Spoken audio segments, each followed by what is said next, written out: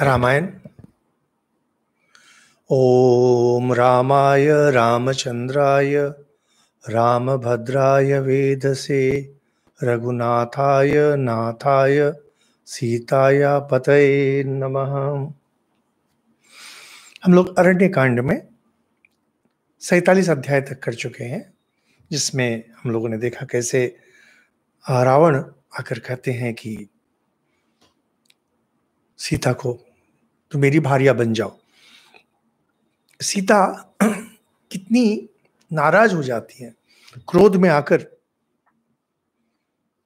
कहती हैं कि ऐसी बातें भी तुम्हें नहीं बोलनी चाहिए, और फटकारती है। इसको हम लोगों ने इसके पहले दिन कर लिया था।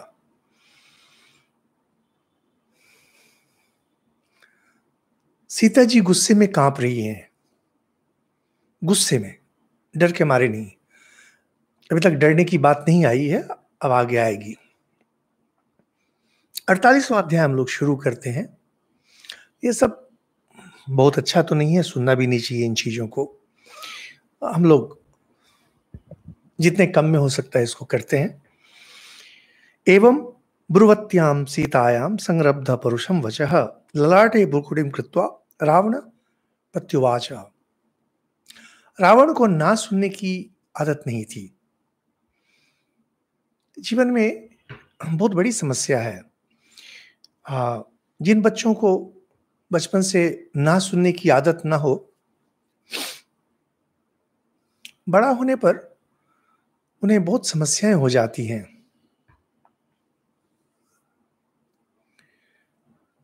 एक बहुत बड़े साइकोलॉजिस्ट थे, थॉमस हैरिस। उन्होंने एक पुस्तक लिखी थी, I am okay you are okay. वहाँ मनुष्य के व्यक्तित्व को वो पेरेंट, एडल्ट, चाइल्ड, इस रूप में उन्होंने उसको विभाजित किया था। और दिखाया था कि कैसे हर व्यक्ति के अंदर यह 3 व्यक्तित्व रहता है। उनकी सारी बातों से मैं सहमत तो नहीं हूँ।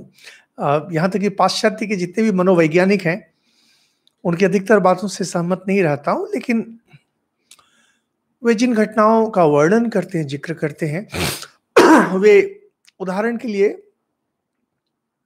बहुत सुंदर होती हैं। तो यह जो अपने अंदर यह जो बालक का भाव है, चाइल्ड, यह असल में एक रोग है। हम लोग जिसे बचपना कहते हैं, यह एक अलग चीज है। लेकिन ये डॉक्टर साहब चाइल्ड जो बोल रहे हैं, बच्चा चाहता है कि सब कुछ मेरा हो, और जब कुछ करता है, उपलब्धि पाता है, घर में आके अपने माँ पिताजी को बतलाता है, देखो मैंने ऐसा किया। तो कहते हैं कि जो बड़ी बड़ी कंपनियां प्रतिष्ठित किए हुए हैं, जो बहुत धनी व्यक्ति हैं, इनके अंदर यह चाइल्ड रह जाता है।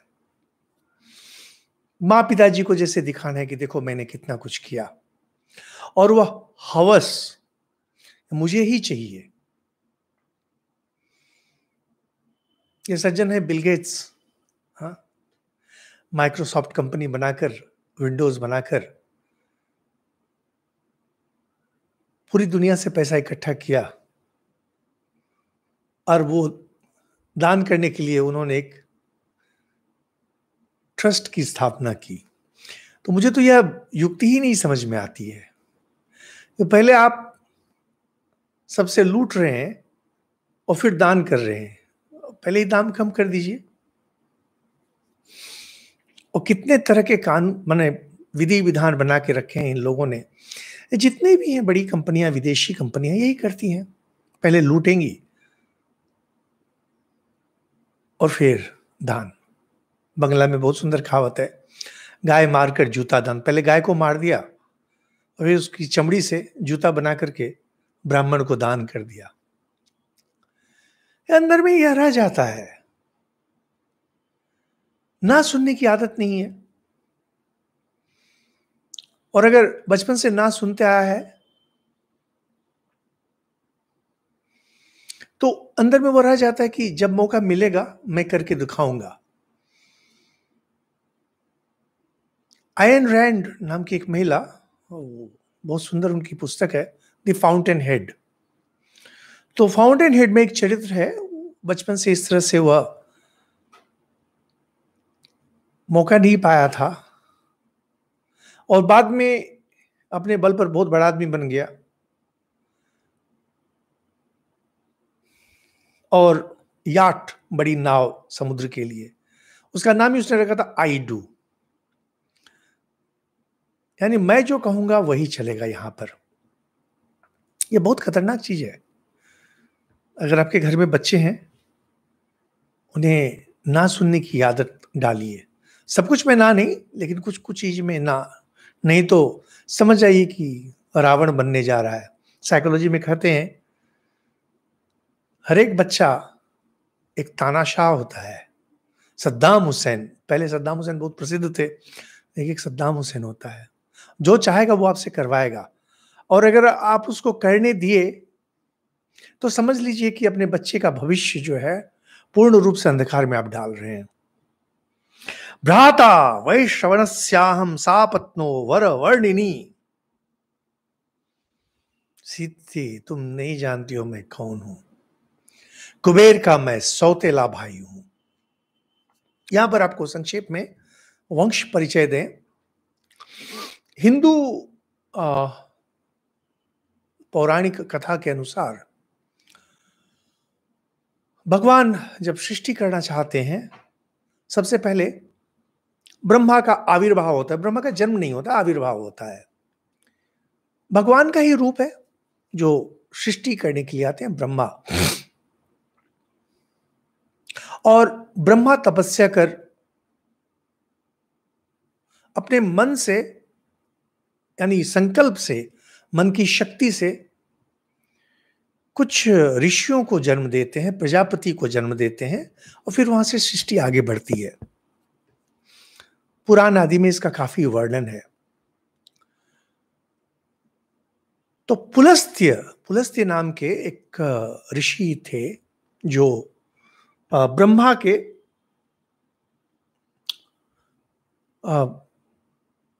ब्रह्मा के पुत्र थे, पुलस्त्य।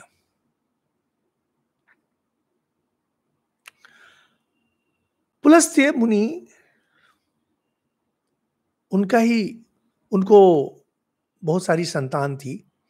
उसमें से एक थे विश्रवा, महर्षि का श्रवा। और कुछ कुछ पुराणों में कहते हैं कि अगस्त्य मुनि के भाई थे विश्रवा।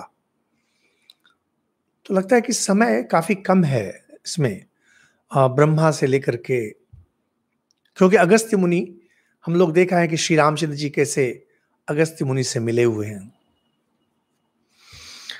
तो विश्रवा बहुत बहुत बड़े ऋषि थे, तपस्या थी, साथ में पांडित्य, वेद के पंडित थे बहुत बड़े। उनके पांडित्य से प्रभावित होकर भरद्वाज मुनि अपनी कन्या उन्हें दिए और उनसे कुबेर का जन्म हुआ। लंका में कुबेर ही राजा हुआ करते थे। उनके पास पुष्पक यान, ऐश्वर्य आदि था। बाद में हम लोग देखते हैं कुबेर कैसे यक्ष के राजा थे। अब इधर जब लोगों ने देखा कि विश्रवा इतने बड़े ऋषि हैं, इतनी इनकी योग शक्ति है, तो राक्षस कुल के सुमली, सुमली नाम के एक थे बड़े राजा, उनकी बहुत इच्छा हुई कि मेरा भी वंश इस तरह से चले, इनके बल पर। तो पहले के दिनों में कहते हैं, और अभी भी हम लोग बोलते हैं, कभी कभी लोगों को मन होता है कि मेरी भी वंश में, कन्या के वंश में कोई बड़ा जन्म ले। तो इसमें किसी प्रसिद्ध व्यक्ति को अपनी कन्या दे दी जाती थी। और पहले के दिनों में बहु विवाह था, अब तो कानूनन निषेध है इसका। वहां उन्होंने अपनी पत्नी से विचार किया और कई कशी एक नाम है कैकशी। थी तो राक्षसी, लेकिन मनोहर रूप धारण कर उसने विश्रवा का मन जीत लिया। तो ऋषि थे, लेकिन उन्हें पता नहीं चला कि यह राक्षसी है या अब रूप। कहानी है, कहानी को कहानी के रूप में लेना चाहिए, उसका अधिक विश्लेषण करना ठीक नहीं होता है। वहां से जन्म हुआ रावण का।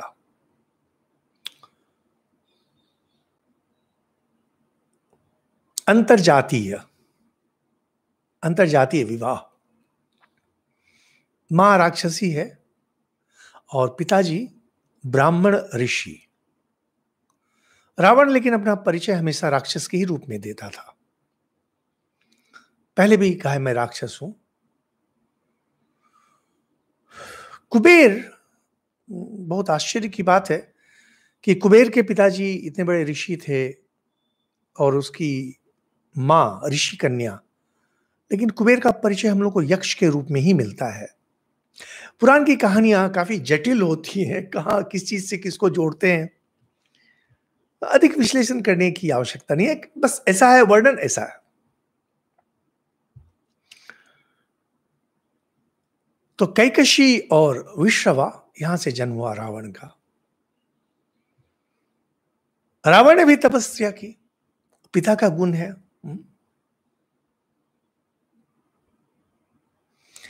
तपस्या कर, वाल्मीकि रामायण में तो नहीं है, लेकिन बाद में जो उत्तर रामायण आदि आता है उसमें है कि कैसे तपस्या की और भोले शंकर की तपस्या की। वहां से उसे 10 सर 20 हाथ ये सब मिले और सर और हाथ को काटा नहीं जा सकता था। हम लोग देखेंगे इन चीजों को।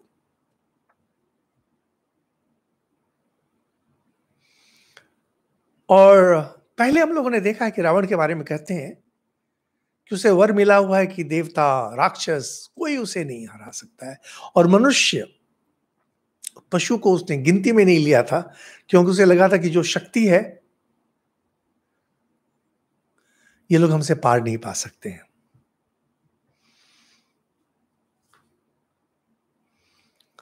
अब अपना परिचय देना शुरू करता है।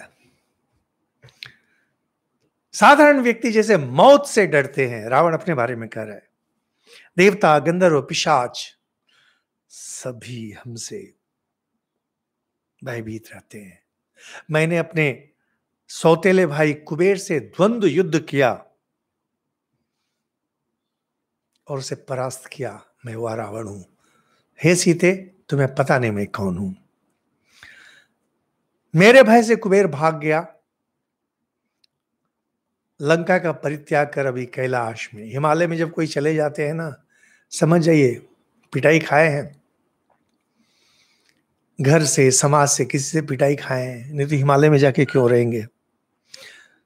और यही कि लंका नगरी मैंने ले ली, पुष्पक यान मैंने ले लिया। मम संजात रोषस्य मुखम दृष्ट्वेव मैथिली भीत्रवंती परित्रस्ता सुरा शक्र पुरोगमा। अपनी शक्ति के बारे में बोलते हैं, जब मुझे रोष चढ़ता है, जब मैं गुस्से में आता हूं, इंद्रादि देवता मेरा मुंह देखकर भय से थर्रा उठते हैं।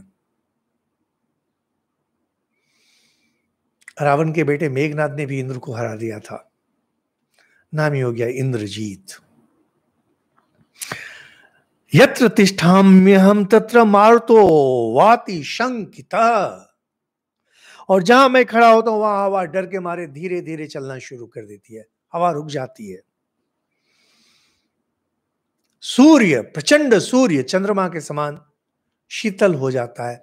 रावण की शक्ति हम लोग इसमें जितना पढ़ रहे हैं, ये तो रावण खुद वर्णन कर रहे हैं। बाद में हम लोग जब सुंदर कांड में घुसेंगे वहां देखेंगे कि महावीर हनुमान छोटा रूप धारण कर रावण के राजमहल में प्रवेश कर है और रावण वहां घुसता है और महावीर हनुमान डर के दुबक जाते हैं रावण को देखकर।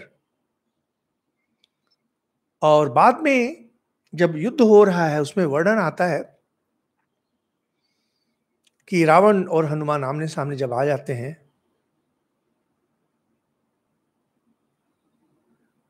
रावण बोलता है पहले तू मार ले मुझे। हनुमान जी मारते हैं एक घूंसा, तो रावण थोड़ा हिल जाता है और उसके बाद रावण एक तमाचा मारता है महावीर हनुमान को कि हनुमान जी मूर्छित होके गिर जाते हैं। हम लोग रामचरितमानस आदि में चाहे जो भी पढ़ें, महावीर हनुमान की हम लोग पूजा करते हैं, सब कुछ है। और महाभारत में महावीर हनुमान कहते हैं कि मैं तो अकेले ही समाप्त कर दे सकता था, लेकिन श्री रामचंद्र जी की महिमा को बढ़ाने के लिए मैं आगे नहीं बढ़ा। लेकिन वाल्मीकि रामायण में वर्णन इस तरह से नहीं है। हनुमान जी को रावण जब एक तमाचा मारते हैं, बेहोश मूर्छित हो जाते हैं। इससे हम लोग को अंदाज लगता है कि हाँ, जो वर्णन है बिल्कुल सही वर्णन है। वृक्षों के पत्ते तक नहीं हिलते, नदियों का पानी स्थिर हो जाता है। इसको बोलते हैं शक्ति, इसे बोलते हैं शक्ति। हम लोग श्री रामचंद्र जी की शक्ति के बारे में पढ़े आ रहे हैं, क्या क्या रावण की शक्ति का देखिए प्रकृति के साथ किस तरह से जोड़ रहे हैं।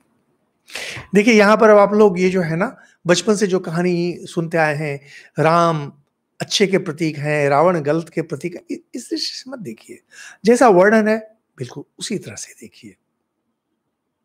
शक्ति, हम लोग शक्ति के बारे में बात करें, शक्ति, इसके बाहर मत जाइए। शुभ अशुभ, सही गलत, इन प्रश्नों पर मत जाइए। और कहते हैं समुद्र के उस पार लंका है और अमरावती स्वर्ग है, उससे भी अधिक सुंदर है। मेरे साथ चलो और तुम बाकी सबको भूल जाओगे। दिव्य और मनुष्य के लायक जो भोग हैं सभी उपलब्ध हैं। तेन किंग भ्रष्टराजी न रामी न गत चेतसा, उस राम को लेके तुम क्या करोगी जो अपने पिता के द्वारा वनवास में भेज दिए गए।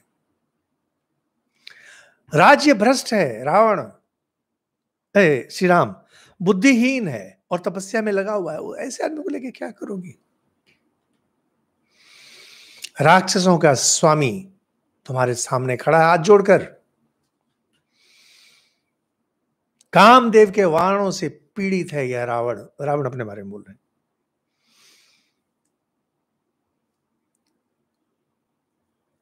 पुरुरवा को ठुकरा कर उर्वशी पछताई थी। कहानी यह भी पौराणिक कहानी है पुरुरवा और उर्वशी की। उर्वशी अप्सरा थी, पुरुरवा बहुत प्रसिद्ध राजा थे। किसी किसी कारण से उन दोनों की शादी हुई, लेकिन उर्वशी स्वर्ग की थी, उसे जाना था, तो बाद में पछताई थी। अलग अलग पुराणों में अलग अलग तरह से कहानी आती है। मनुष्य जाति है राम, राम मनुष्य जाति का है, मैं राक्षस जाति का हूं। और राक्षस जाति रावण के अनुसार काफी श्रेष्ठ थी। आजकल हम लोग इसको दूसरी तरह से देखते हैं, लेकिन रावण के लिए इसमें कोई समस्या नहीं है, एक जाति है। मेरी एक अंगुली के समान भी नहीं है राम। सीता और भी क्रोध में भर गई। कथम अवै श्रवणम देवम सर्वदेव नमस्कृतम। कुबेर तो सभी देवताओं के वंदनीय हैं, कुबेर की वंदना की जाती है। उसका भाई होकर आप यह कैसी बातें कर रहे हैं। वंश, किस वंश के हैं।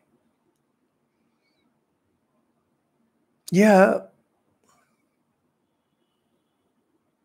जब भी मैं भारत के बारे में सोचता हूं, मैं उदास हो जाता हूं। मेरी भी उम्र हो रही है ना, 60 जब आप पार कर जाते हैं, उदासी घेरने लगती है आपको। मैं ये सोचता हूं कि भारत के लोग कितने दुर्भाग्य में पड़े हुए हैं। स्वामी विवेकानंद एक बार अपने एक शिष्य से बात कर रहे थे, शरद चंद्र से, और स्वामी जी बहुत दुखी होकर बोले, 14 पीढ़ी तो छोड़ दो, लोग अब 7 पीढ़ी का भी नाम नहीं जानते हैं। तो उन्होंने कहा कि क्या होगा जानकर 7 पीढ़ी के बारे में। स्वामी जी ने बहुत सुंदर बात कही थी, बहुत सुंदर बात कही थी।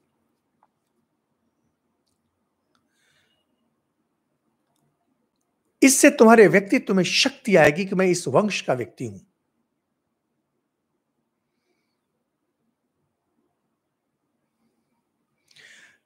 नचिकेता, कठोपनिषद में कहानी आती है, उसके पिताजी ने कहा तुम यमराज में यमलोक जाओ। बोलने के बाद पछताने लगे। नचिकेता कहते हैं अनुपश्य यथा पूर्वे प्रतिपश्य तथा परे। हमारी जो वंश परंपरा है इसकी ओर देखिए। इस वंश परंपरा में जो बोलते हैं वही करते हैं, इसलिए अब आप पीछे मत हटिए।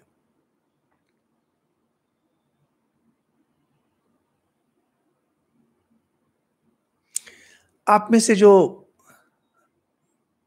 दिल्ली की संस्कृति से थोड़ा परिचित है, विशेषकर दिल्ली, दिल्ली में यह बहुत अधिक है।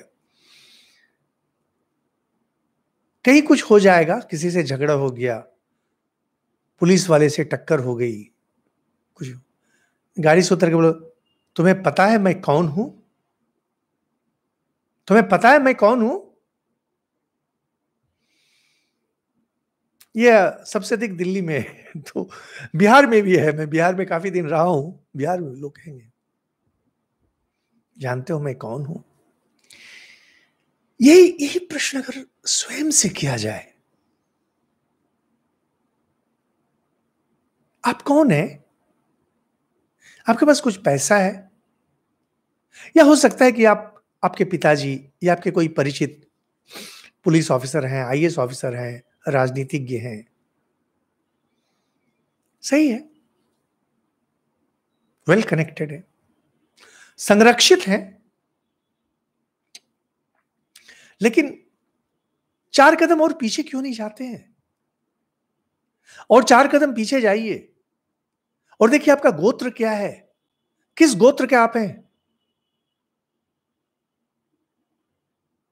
कश्यप गोत्र के हैं, शांडिल्य, भारद्वाज, गौतम, कौन थे ये? बड़े ऋषि थे। सोचिए, अनुपश्यथा पूर्वे, एक बार सोचिए कौन थे आप, किस वंश के हैं, सोचिए जरा सा। क्या आपको शोभा देती है कि आपको शास्त्र ज्ञान नहीं है? क्या आपको शोभा देती है कि आप धर्म में प्रतिष्ठित नहीं है?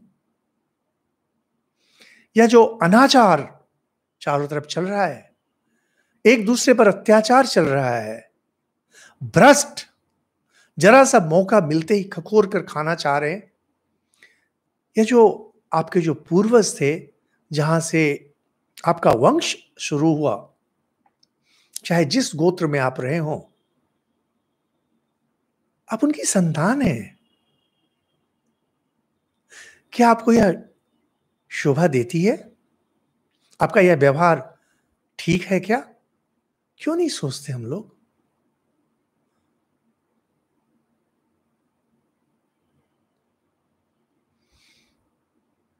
एक बार मैं पटना बुक फेयर में, पुस्तक मेला में था, और कुछ बतकही हो गई, तो मैंने थोड़ा एक रूखा सा उत्तर दिया किसी को। तो एक सज्जन थे, तो हंस करके मुझे बोले कि रामकृष्ण मिशन के सन्यासी को यह शोभा नहीं देती है। सन्यासी नहीं कहा था उन्होंने, रामकृष्ण मिशन कहा था। तो सेकंड में, क्षण में मैं शर्म से पानी पानी हो गया, शर्म से। उस सज्जन से कुछ नहीं हो रहा था, उस सज्जन रामकृष्ण मिशन को जानते होंगे, फट से उन्होंने कहा यह व्यवहार, मैंने वो रूखा सा उत्तर दिया था कि रामकृष्ण मिशन के सन्यासी को जचता नहीं। या आप कौन हैं? किस वंश के हैं? क्या आपको गर्व है कि आप भारतीय हैं? क्या आपको गर्व है कि आप हिंदू हैं? क्या आपको गर्व है कि आपका यह गोत्र है? अगर है तो उसके अनुकूल व्यवहार क्यों नहीं करते हैं आप? तो शर्म की बात है। सीता जी ये बात रावण को कह रही हैं, कुबेर के भाई हैं आप, सौतेले भाई। विश्रवा मुनि का पुत्र, यह क्या व्यवहार है आपका? क्या कर रहे हैं आप? यह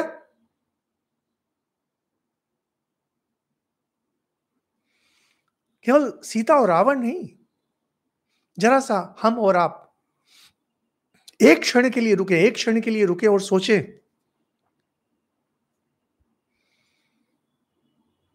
पूरे भारत में जो भ्रष्टाचार फैला हुआ है,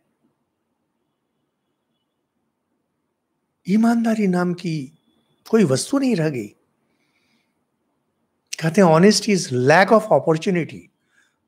आपको मौका नहीं मिल रहा है इसलिए आप ईमानदार हैं। क्यों लोग ऐसा क्यों बोल रहे हैं? क्योंकि हम लोग भूल गए हैं कि हम किस वंश के हैं।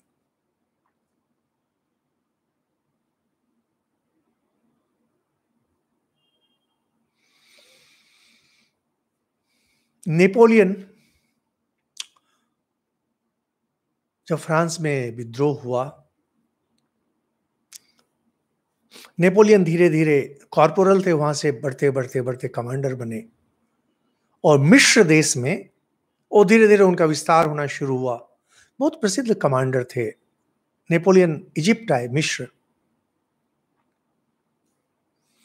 और वहां पर उनसे 3 गुनी अधिक सेना खड़ी थी और वो लोग हंस रहे थे नेपोलियन को देखकर।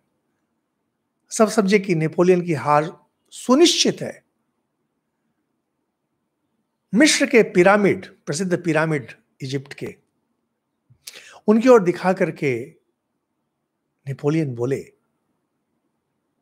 4000 का इतिहास तुम्हें देख रहा है, अपनी श्रेष्ठता सिद्ध करो। स्वामी विवेकानंद ने भी यह बात कही थी जब स्वामी जी विदेश से भारत लौटे थे। हजारों साल के पूर्वज तुम्हें स्वर्ग से देख रहे हैं, अपनी श्रेष्ठता प्रमाणित करो।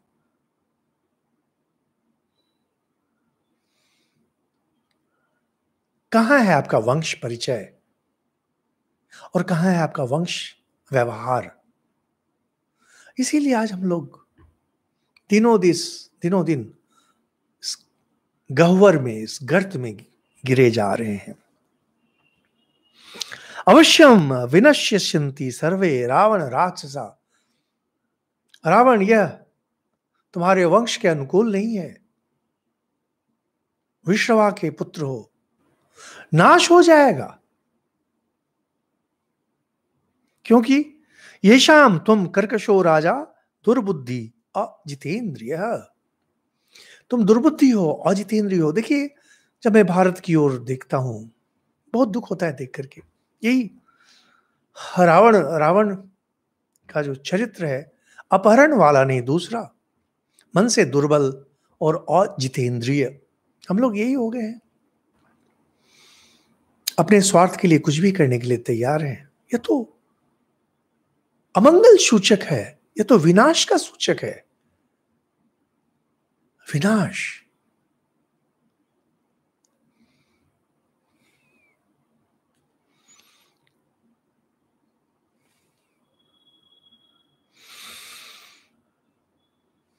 सीता सावधान कर रही है।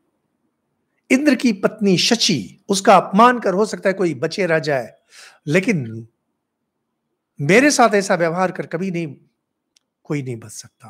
रावण सावधान। यहां से दूसरा अध्याय शुरू होता है। सीताया वचनम श्रुत्वा दशग्रीव प्रतापवान हस्ते हस्तम समाहत्य चकार सुमद वपु। रावण सुनकर बिगड़ गया। उसने अपने हाथ पर हाथ मारा ऐसे करके, ऐसे करके। जो मैंने पहली बार पढ़ा था तो मुझे बहुत सुंदर लगा था कि अरे ये तो पूरा ड्रामा है, पूरा ड्रामा, नौटंकी नहीं, ड्रामा। ऐसे हाथ पे हाथ मारा। यहां पर हंसते हस्तम, अब हंसते हंसते बोला है, हंसते हस्तम, हाथ पर हाथ। अब हाथ पर हाथ कैसे मारा कहना मुश्किल है। और जैसे ही मारा, रावण का शरीर, अभी तक जो एक ब्राह्मण का शरीर था, परिव्राजक का, चला गया और भयंकर रूप। बाद में इसको काफी योगी लोगों के बारे में, हाथ ऐसे ठोक दिया, ठक ठक ठोक दिया तो बस रावण ने अपने को ठोक लिया ऐसे। क्या शक्ति थी, हाँ?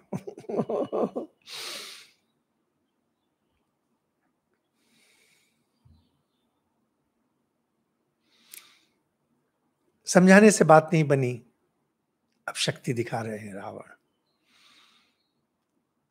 न उन्मत्तः श्रुतो मन्ये मम वीर पराक्रमो। तुम उन्मत्त हो, रावण कह रहा है सीता को, तुम उन्मत्त हो, तुम्हें मेरी बातें नहीं समझ में आ रही है और मेरे वीर पराक्रम के बारे में तुम नहीं समझ रही हो। फिर से बोलना शुरू करते हैं। अगर मैं चाहूं, आकाश में खड़ा होकर पूरी पृथ्वी को मैं उठा ले सकता हूं, समुद्र को पी जा सकता हूं और युद्ध में स्थित होकर मौत को मार सकता हूं।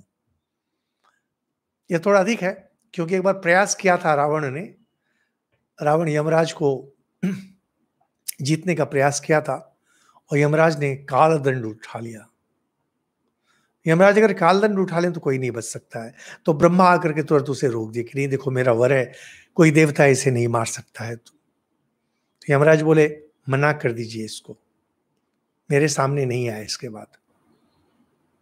तो रावण उसके बाद फिर कभी मृत्यु लोक को जय करने के लिए नहीं गया।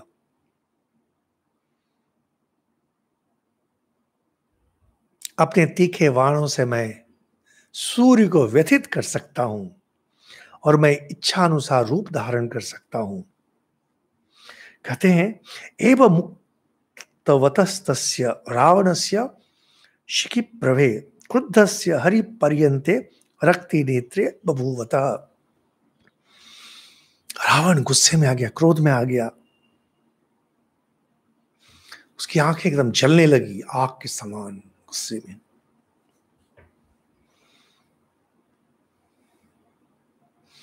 और कहते हैं उसका जो सौम्य रूप था परिव्राजक समाप्त, विकराल रूप धारण कर लिया। और वह रूप कैसा था? कहते हैं नेत्र लाल और शरीर में पक्के सोने से पूरा शरीर अलंकृत था और नीले मेघ के समान काला था। काला बिल्कुल काला नहीं, अभी भी देखेंगे श्रीलंका के लोग वहां साधारणतः उनका रंग थोड़ा श्याम होता है, लेकिन पूरे शरीर में सोना। तो कहते हैं श्रीलंका में काफी सोना हुआ करता था, अभी भी शायद होता है। 10 मुख और 20 हाथ।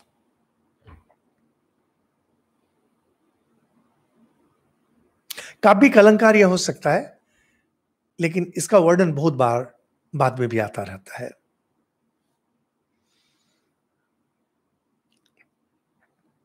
लाल रंग का वस्त्र पहने हुए है रावण। फिर वही तुम्हारे योगी पति मैं ही हूं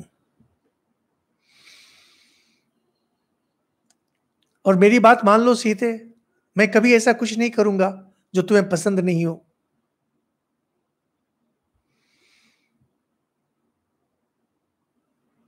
और क्या है राम में? राज्य से भ्रष्ट है, मनोरथ सफल नहीं हुआ, आयु सीमित है, मनुष्य है, आयु सीमित है।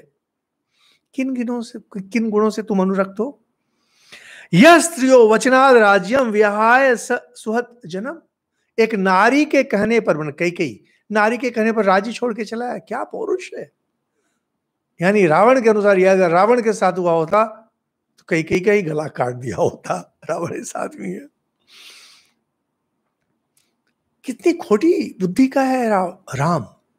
एक नारी के कहने पर ऐसा कर लिया।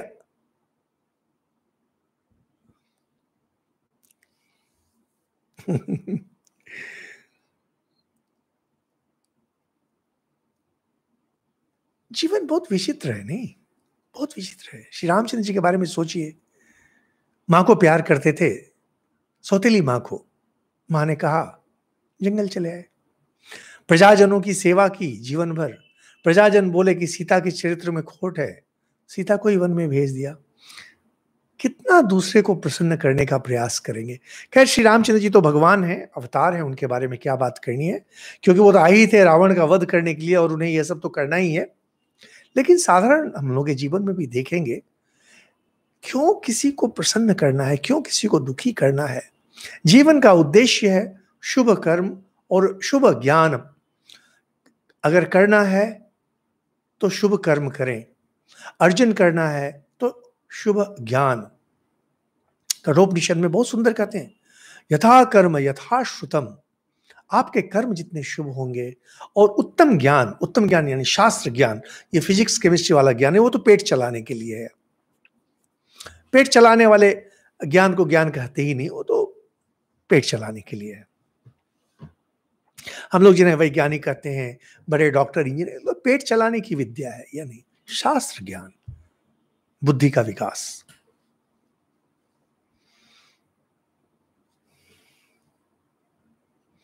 यह कह करके कि राम को बुद्धि कहाँ है, एक नारी के कहने पर जंगल चलाया, बोल के जाकर के सीता को उन्होंने पकड़ लिया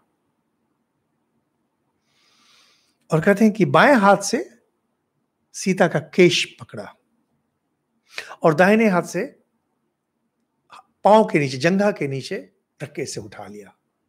लेकिन अभी कहा गया है कि 20 हाथ थे, लेकिन यहां वर्णन के समय 2 ही हाथ के बारे में बोलते हैं। कहते वह विकराल राक्षस का, रावण का वह विकराल रूप देखकर वन के सारे देवता भयभीत हो गए। हम लोग मानते हैं पेड़ आदि हैं सभी, सबके वन देवता, और उसका जो मायामय रथ है वह वहां उपस्थित हो गया, पुष्पकयान जिसे कहते हैं। और रावण एकदम चीखने लगा सीता पर और जबरदस्ती उसे उठाकर पुष्पकयान पर बैठ गया। सीता हे राम करके चीखी जा रही है, चिल्लाई जा रही है, चित्कार कर रही है और आकाश मार्ग से ले जाना शुरू किया। जोर जोर से विलाप कर रही थी। क्या? हा लक्ष्मण महाबाहो गुरु चित्त प्रसादक। हे लक्ष्मण, हे लक्ष्मण, तुम तो गुरुजनों का मन प्रसन्न करने वाले हो। अब उनको होश आ रहा है, उन्होंने कहा था कि तुम मेरे पीछे पीछे आए, जिससे कि यही होता है, आदमी भ्रमित जब हो जाता है ना, दुख कष्ट, बहुत दुख, दुख बहुत खतरनाक चीज है। दुख, मनुष्य का अस्तित्व नाश हो जाता है दुख में। शोकातुर व्यक्ति, शोकातुर व्यक्ति अपने अस्तित्व को खो बैठता है। सीता जी, श्री रामचंद्र जी कहीं समस्या में नहीं पड़ गए हों, यह सोचकर लक्ष्मण को इतने कटु वाक्य बोली। और अभी कर रही है कि तुम तो भाई गुरुजनों के मन को प्रसन्न करने वाले हो। रावण मुझे हर के ले जा रहा है, मुझे बचाओ। सीता जी भाभी हैं।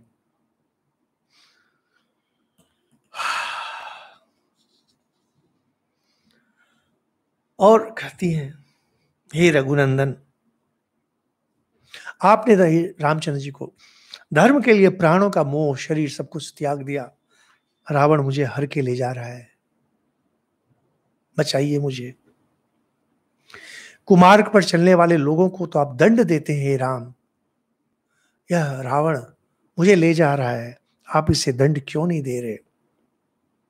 कथम एवं विधम पापम न तुम शाधि ही रावणम।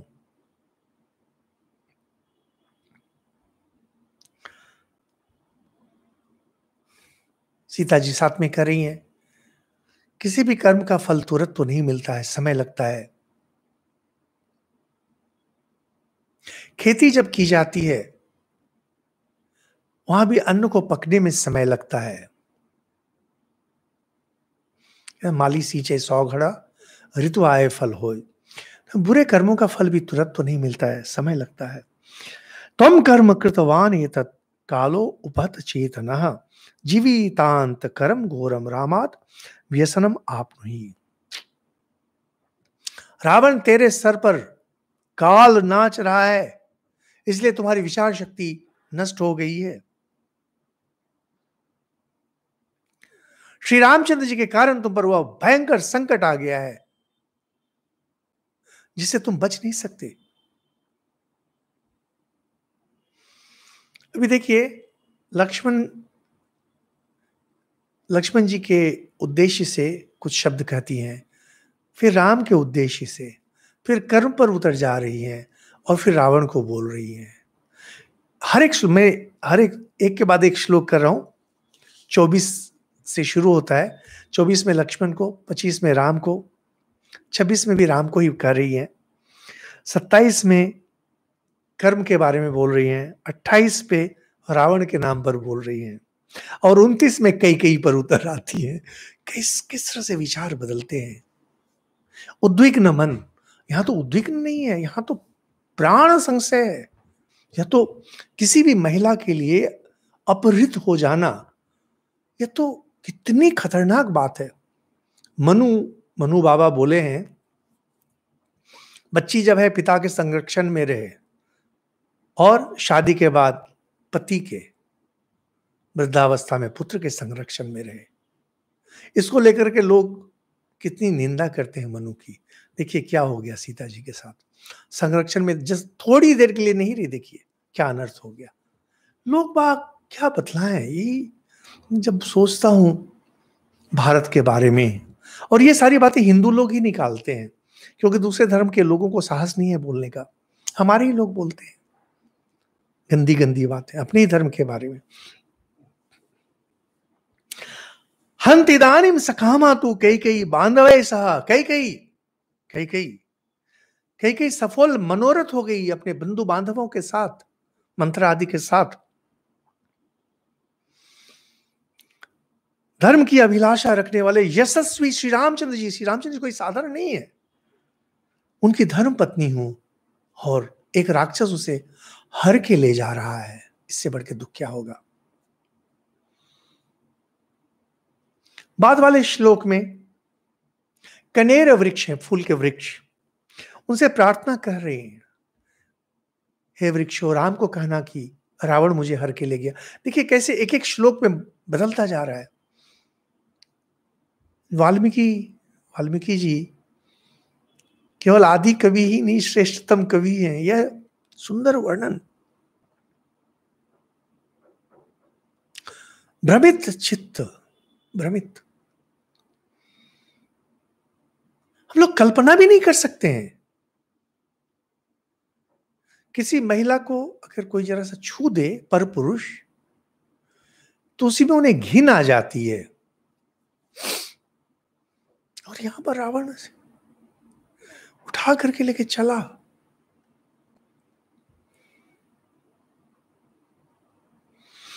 वहां से फिर गोदावरी के प्रति कहते, हे गोदावरी नदी, मैं आपको प्रणाम करती हूं, श्री राम से कह देना रावण मुझे हर के ले गया। किस तरह से परेशान है सीता।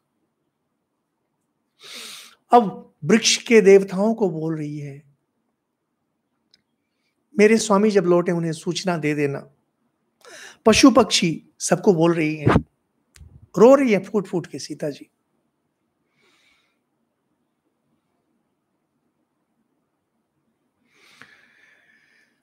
बोल रही है कि जोर जोर से चीखे जा रही है, चीत्कार कर रही है। श्री रामचंद्र जी बहुत बलवान हैं। अगर यमराज मुझे परलोक में भी लेके चले जाए, श्री रामचंद्र जी वहां जाकर मुझे वापस ले आएंगे।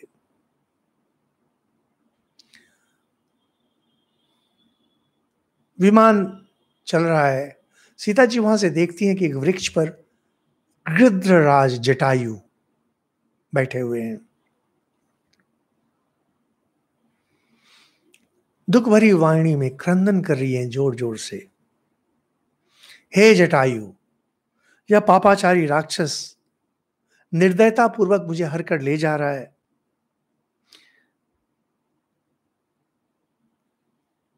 पता नहीं आप इसे रोक भी सकेंगे कि नहीं। यह बलशाली है, हाथों में हथियार है। जिस प्रकार मेरा अपहरण हुआ है, कम से कम यह बात आप राम और लक्ष्मण को बोल दीजिएगा। अब संजोग की बात है कि जटायु उस समय सो रहे थे, उम्र हो गई थी उनकी। उस अवस्था में क्रंदन सुना तो उनको चेत आई, और गृध्र हैं, बहुत बड़े गृध्र, पर्वत के समान उनका शरीर, बहुत बड़ा शरीर।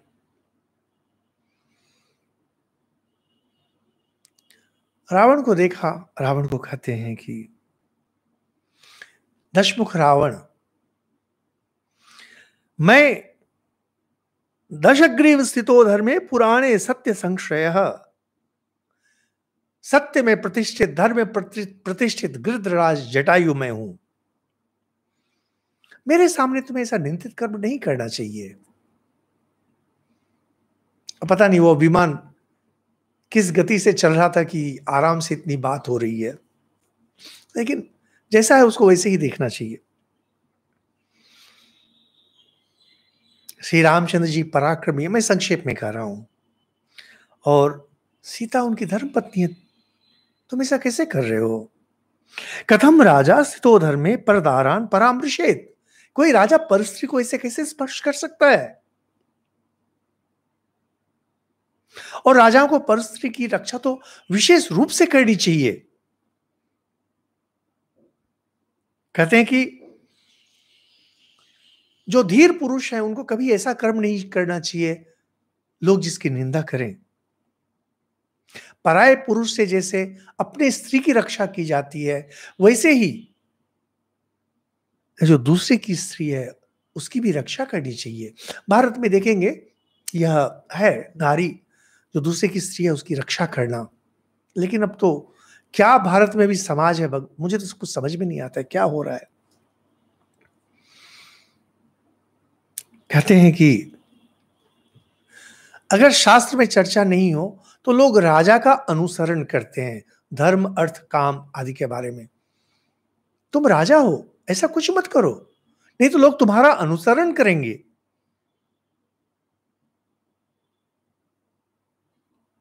तो कहते हैं कि काम स्वभावो यह सो असो न शक्य तुम प्रमर्जितुम, जिसके स्वभाव में काम की प्रधानता है, काम भोग की, उसके घर में पुण्य अधिक दिन वास नहीं करता, और पुण्य उस घर में दीर्घ काल तक प्रवेश भी नहीं करता है।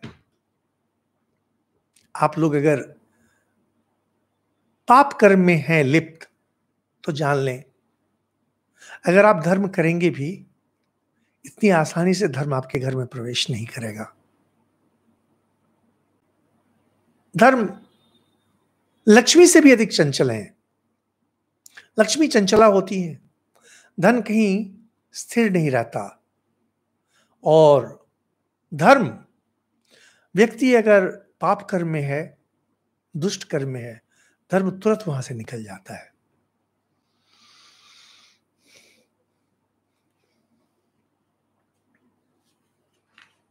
जटायु समझा रहे हैं,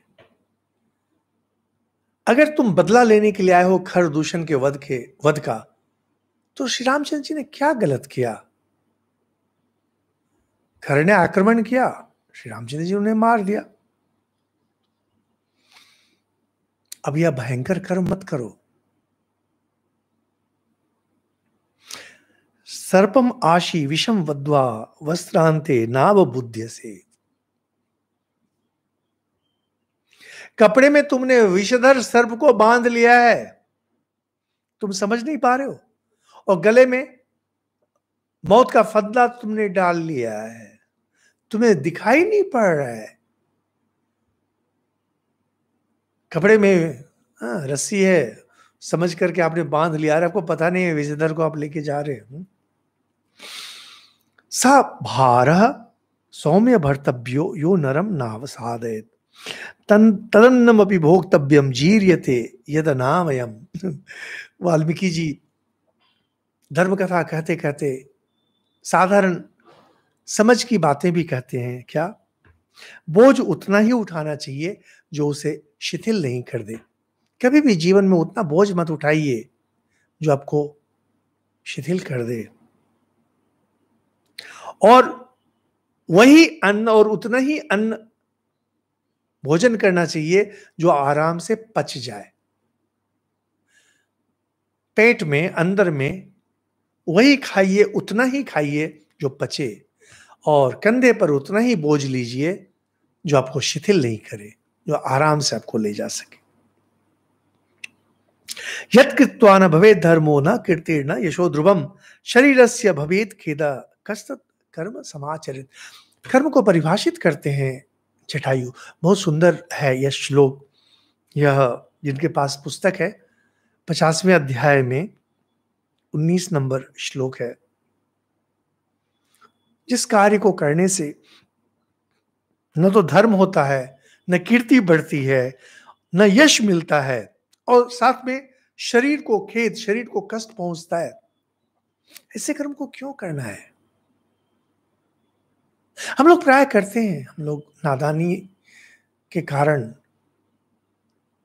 कभी जोश में आके, कभी मूर्खतावश ऐसे कर्म करते हैं जिसमें न तो धर्म बढ़ता है, न कीर्ति बढ़ती है, न यश, साथ में शरीर को कष्ट।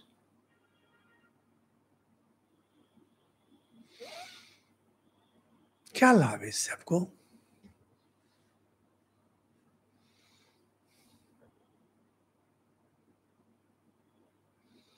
ऐसा काम क्यों करें? एक तो परिश्रम हो रहा है, और न धर्म बढ़ रहा है, न कीर्ति, न यश।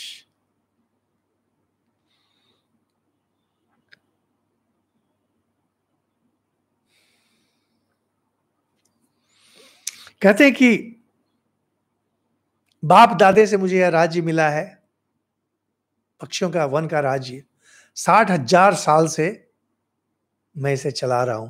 इस श्लोक को लेकर के एक सज्जन लिखे कि दशरथ की आयु 60,000 साल की थी। मुझे आश्चर्य लगता है ये हिंदी भाषी लोग क्यों इस तरह से करते हैं कि एक कथा है, इसे कहते हैं शास्त्र। शास्त्र शास्त्र होते हैं। अब यहां से यह कहना कि जटायु से दशरथ की दोस्ती थी, दशरथ 60,000 साल के थे, क्या है? हिंदू धर्म पर लोग आज इसीलिए हंसते हैं। ऑस्ट्रेलिया में मेरी एक परिचित हैं, रामायण वो सुनती हैं, उनसे परिचय हुआ। उनका घूम फिर करके यही प्रश्न, अच्छा रामचंद्र जी क्या मांस खाते थे? अरे पूरे शास्त्र में आपको यही एक प्रश्न दिखाई पड़ रहा है। हंसी भी आती है, बुरा भी लगता है। उन्हें हंसे तो बुरा लगता है, कहीं नाराज हो गए तो हम एक श्रोता खो देंगे। इसी हिंदी में सुनने वाले नहीं है, हिंदी श्रोता मुझे मिलते ही नहीं है, और सब शिकायत करते हैं कि हिंदी में आप है ही नहीं आपके। पूरा प्रश्न घूम करके जाता है कि रामचंद्र जी, अरे मांस खा ले तो क्या हो गया, क्षत्रिय है, मांस तो खाएंगे ही। कहां मनाही है मांस खाने की? न वेद में मनाई है, ना रामायण में मनाई है, ना महाभारत में मनाई है। और मनुस्मृति जो कि मूल आचरण का ग्रंथ है हिंदुओं का, अगर श्राद्ध पर पढ़ेंगे केवल यही वर्णन है कि अगर ये मछली खिलाएंगे तो आपके पितृगण कितने दिन संतुष्ट रहेंगे, ये मांस खिलाएंगे तो कितने दिन रहेंगे। और आश्चर्य होगा सुनकर के, पोठी मछली होती है, पुठिया, पोठी छोटी मछली, ये अगर खिलाया जाए तो पितृगण बहुत दिन तृप्त रहते हैं। और काले हरिण का मांस अगर अर्पण किया जाए श्राद्ध कर्म में तो अक्षय काल के लिए संतुष्ट होते हैं। मनुस्मृति में खोल के पढ़ लीजिए। और घूम फिर करके भाई, अच्छा रामचंद्र जी मांस खाते थे? अरे क्या, क्यों नहीं खाएंगे? क्षत्रिय थे, खाएंगे ही खाएंगे। वन में खाते थे? अरे खाते थे कि नहीं? क्या है ये, कोई प्रश्न हुआ? कापिक वर्णना है। गृध्र है, गृध्र की आयु अधिक होती है। वाल्मीकि जी उसे 60,000 पहुंचा दिया, और शास्त्र है तो इसी तरह से ले जाएंगे। कहते हैं वृद्धो हम तुम युवा धनवी सर्थ कवची शरीर। रावण, मैं तो बूढ़ा हो गया हूं, 60,000 साल का हूं, तुम युवक हो। इतना ही नहीं, तुम्हारे पास रथ है, सारथी है, धनुष है, कवच है, वाण है, सब कुछ है, लेकिन सीता को लेके तुम नहीं जा सकते मेरे पास सामने से। नहीं, मैं नहीं तुम्हें ले जाने दूंगा। ठहरो, अगर तुम शूरवीर हो तो मुझसे पहले युद्ध करो, और जैसे खर मारा गया था वैसे तुम भी मारे जाओगे अभी। और तब तक रामचंद्र जी भी आ जाएंगे और तुम्हारा विनाश तो बिल्कुल होना ही होना है। अवश्यम भावी। जटायु सोच रहे हैं कि अगर कुछ देर में इसे रोक भी लूं तो हो सकता है तब तक राम जी आ जाएं। और यह किम नु शक्यम मया कर्तुम गतो दूरम नृपात्मजो। मैं अभी कर भी क्या सकता हूं, वे दोनों राजकुमार राम और लक्ष्मण वन में बहुत दूर चले गए हैं। गिरधर की दृष्टि बहुत दूर दृष्टि रहती है, बहुत दूर तक देख सकते हैं। अगर मैं उन्हें बुलाने जाऊं तब तक तो तुम भाग जाओगे, इसमें संशय नहीं। इसीलिए तुमसे युद्ध करना छोड़कर मेरे पास कोई उपाय नहीं। तुमसे मुझे युद्ध करना पड़ेगा। तिष्ठ तिष्ठ दशग्रीव। दशग्रीव रावण, रुको रुको। मुहूर्तम पश्य रावण। 2 घड़ी रुक जाओ, केवल 2 घड़ी।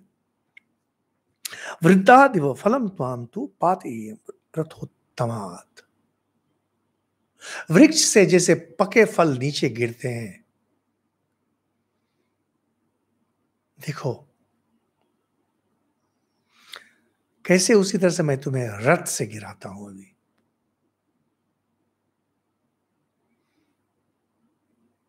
युद्ध आतिथ्यम प्रदस्यामि यथा प्राणम निशाचर। काव्य काव्य।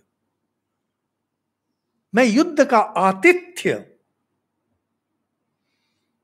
आदर सत्कार मैं करूंगा।